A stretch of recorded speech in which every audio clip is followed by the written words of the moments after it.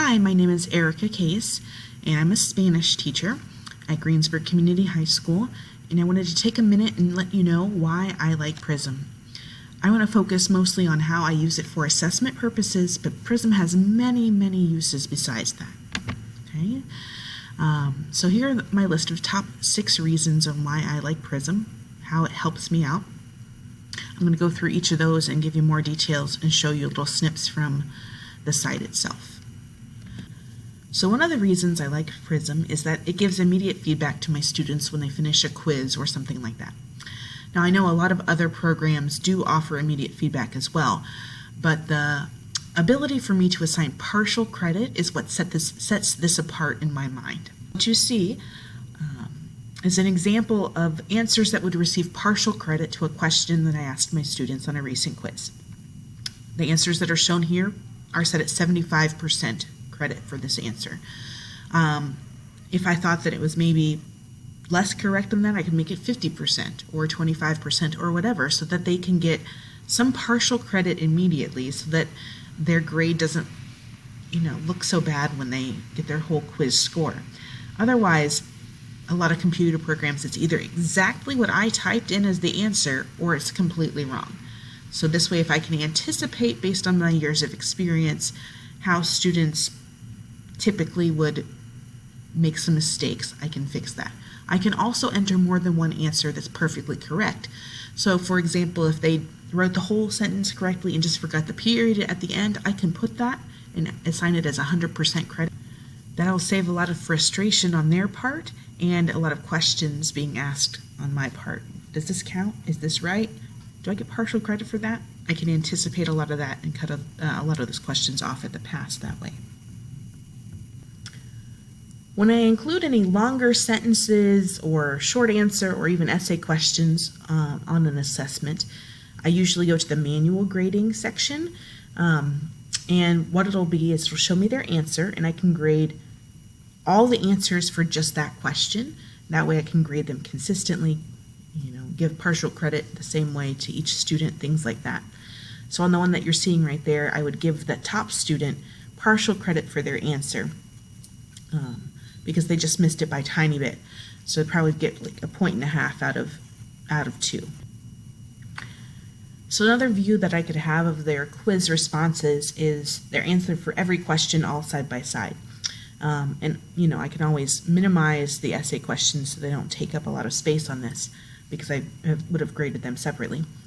But this way I can just scan the row and look at anything that the computer marked wrong as a way to double check it. So there are a few that are on the screen right now that they would get partial credit for, and without having to go in and manually grade, I can just add those in when I record it into my grade book as another option. Because even though I would have liked to have anticipated all their potential answers that would be partially correct, I haven't come up with all of them just yet. So the next reason I like PRISM is the features that it has for quiz security. Some of them that I use on a frequent basis are the timing and time limit options. So I can set when the quiz starts, when it ends, so they can't access it before or after that.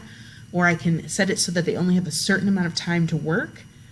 Okay, I always make sure to leave plenty of time, but I set it in such a way that they can't act like they submitted it and then finish it outside of class using notes and stuff. So it always can wrap up during my class periods. Some other things that it has, I can shuffle the questions so that they're not on the same questions as their neighbor.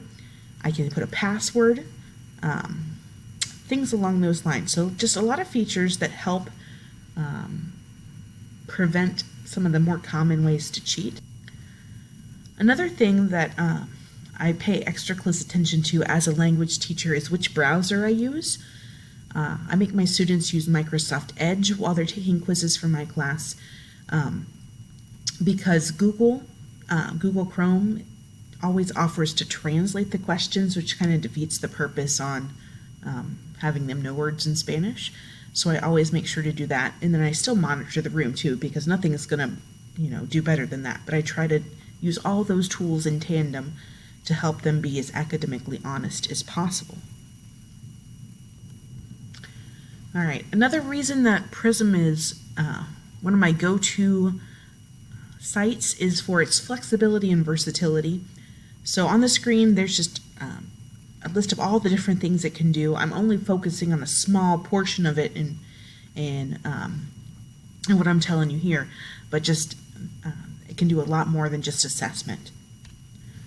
One of the things that I like is that it lets me be flexible in how I group my students. There's lots of different things you could do with that. You could sort them by class period. You could put them in different groups for differentiation purposes. What I usually will do for regular classes is I'll leave people in the same pool, and then when it's time for them to take a quiz, they just click on the one that has their class periods and name in the title. It's really easy just to duplicate a quiz, just like 2 clicks, and then you can change the name of it to reflect their class period. But that way, when it becomes the next semester, I don't have to do the extra work of sorting them into different classes. Okay, there are easier ways to do that, I'm sure. This is just what works for me.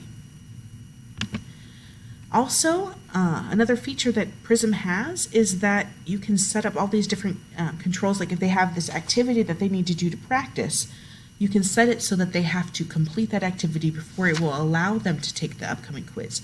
So it's a way to kind of force them to do the practice, the study, the review that they need to ahead of time before they do the assessment. Okay, let's move on to data. PRISM gives pretty much all of the different types of data that I could use. It has basic statistics. It shows how many students took the assignment, the class average, standard deviation, all that kind of stuff. It also gives the data on specific questions. If I had students that skipped that question, it would show me that. It tells, based upon how many students got it correct or incorrect, how easy that question was. All different kinds of things that I can use to help my future teaching or reteaching if needed. It'll even show you data in chart form if that's something that would benefit you. This one is just the breakdown of one's class's grades on a certain quiz. Another benefit of using PRISM is that when you build a course, you don't lose it at the end of the school year. You can reuse that same course, make modifications to it as needed, as many times as you want. Where quizzes or other assessments are concerned, all you have to do is go into the settings and you can reset them, take out the grades from the previous year's students and have them ready to go for your next year. Just change the dates or make any other modifications you need. And the final reason on my list that I like PRISM is that it is free to teachers. Thank you to the Lilly Endowment and all those at Rose-Hulman who do the work on that end to make this resource free to teachers. I don't know what I would do without it.